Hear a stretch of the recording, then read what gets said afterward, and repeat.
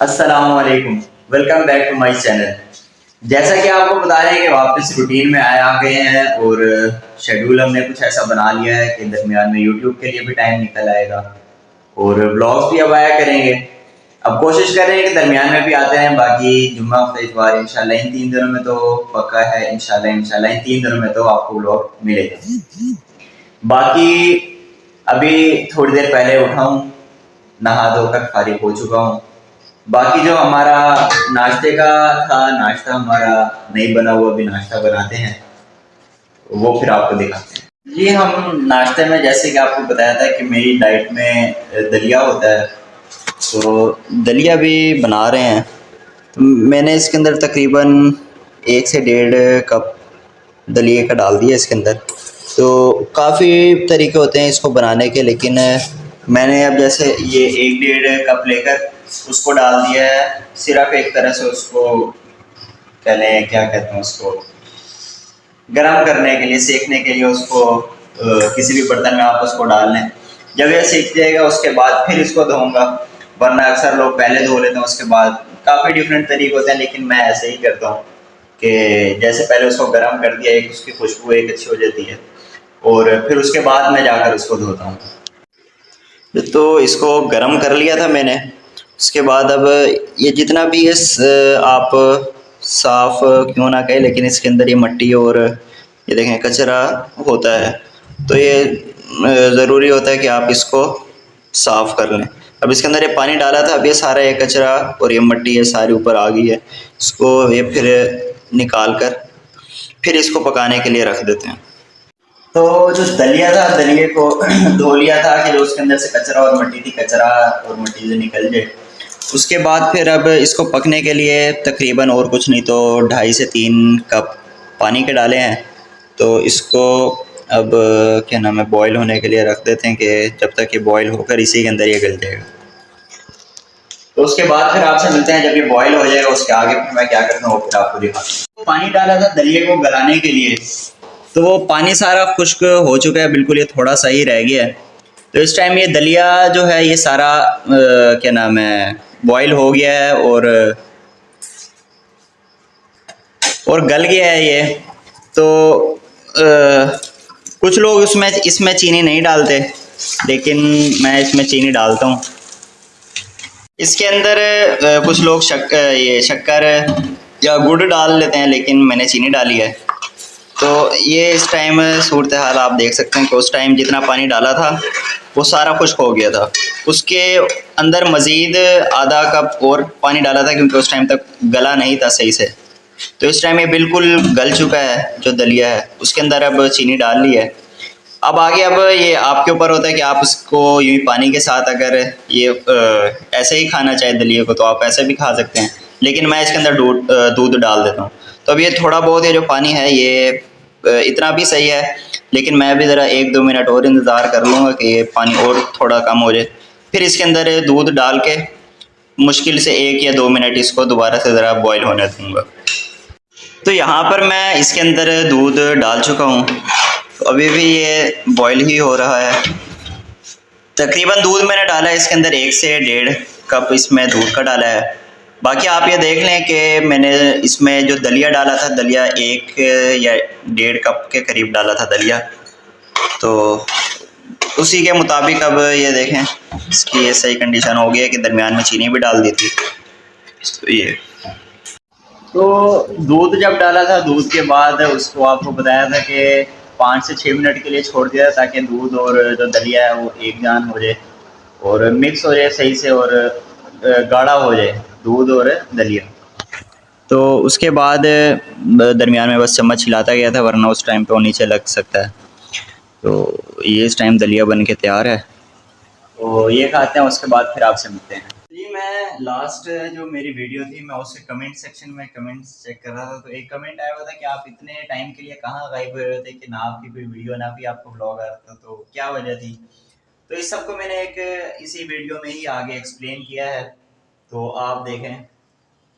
तो जी हुआ कुछ यूँ था कि पिछले साल नवंबर में मेरी खाला हैं, उनको डायग्नोज हुआ कैंसर। कैंसर डायग्नोज हुआ उनको। तो बर वक्त जैसे ही पता चला कि कैंसर है, यहाँ से लाहौर से लेके शौकत खाना में कैंसर का ट्रीटमेंट स्टार्ट कर दिया गया। अभी अर्ली स्टेजेस पर ही था जब हमें पता चला कि भाई कैंसर है, तो वहाँ पर उनका ट्रीटमेंट स्टार्ट हो गया कैंसर का। चलता रहा कैंसर का ट्रीटमेंट, मेडिसिन चलती रही साथ साथ।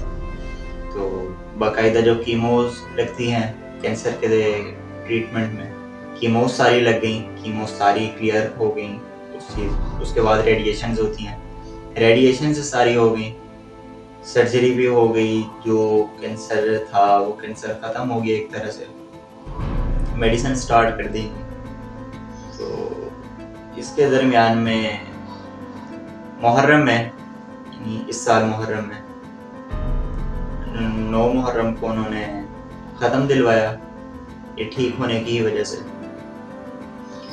तो 2-3 दिन बाद दोबारा तबीयत ख़राब होना शुरू हो गई कि शौकत खाना वालों ने कैंसर का जब ट्रीटमेंट ख़त्म हो गया था उसके बाद 5 साल के लिए उनको एक टेबलेट दी थी कि आपने ये रोज़ाना की बुनियाद पर आपने ये टेबलेट यूज़ करनी है। टेबलेट की वजह से रिएक्शन हुआ या क्या, अल्लाह आगे बेहतर जानता है। तो इस चीज़ का अभी तक हमें खुद क्लियर नहीं हुआ कि किस वजह से हुआ। तो 2-3 दिन बाद ही उनकी तबीयत ज़रा दोबारा बिगड़ना शुरू हो गई। यहाँ से फिर मुझे कज़न की कॉल आती है 13 अगस्त को कि ऐसे ऐसे ना मम्मा की तबीयत ख़राब हो रही है तो आप आ जाए। मैं यहाँ से जाता हूँ, उनको हॉस्पिटल लेकर जाते हैं।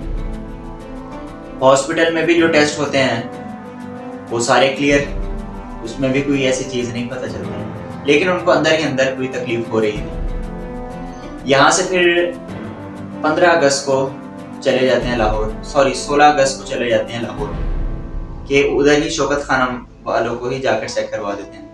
तो जब उधर जाकर चेक करवाते हैं तो वहाँ पर एक और चीज़ डायग्नोज होती है कि जो आपका कैंसर है, कैंसर आपका लिवर कैंसर हो गया है, कि आपका जिगर के अंदर कैंसर स्टार्ट हो गया। जबकि 2-3 दिन पहले टेस्ट हुए यहाँ हॉस्पिटल में, वो सारे क्लियर।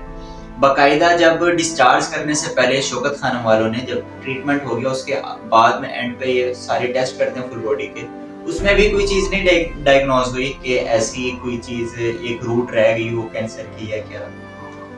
तो उसमें भी सारी चीज़ें क्लियर थी। फिर जब दोबारा यहाँ से जाती हैं शौकत खानम, तो जब टेस्ट होते हैं उसमें फिर पता चलता है कि आपके लीवर में कैंसर हो गया और पेट के अंदर पानी हो गया। तो ऑपरेट करके पेट के अंदर से सारा पानी ख़त्म कर देते हैं। उसके बाद हालत बिगड़ती ही गई, सही नहीं हुई, वेंटिलेटर पर शिफ्ट कर दिया। सुबह 17 अगस्त वाले दिन 6-6:30 बजे कॉल आती है कि भाई ऐसे ऐसे अब नहीं। तो ये वजह थी जिस वजह से मैंने ब्लॉगिंग ख़त्म कर दी थी, यूट्यूब चैनल अपना छोड़ दिया था। तो मुझे भी सही नहीं लगा था कि एकदम ऐसे स्टार्ट किया, मैं नहीं मुतमईन हो रहा था। तो आप भी एक बार अलहम्द शरीफ 3 बार कुल शरीफ पढ़कर उनको इसारे सवाब कर दें और अल्लाह उनकी मग़फ़िरत फरमाए और उनकी कब्र को जन्नत के बागों में से एक बाग करे। बाकी दुआ ही कर सकते हैं अब हम।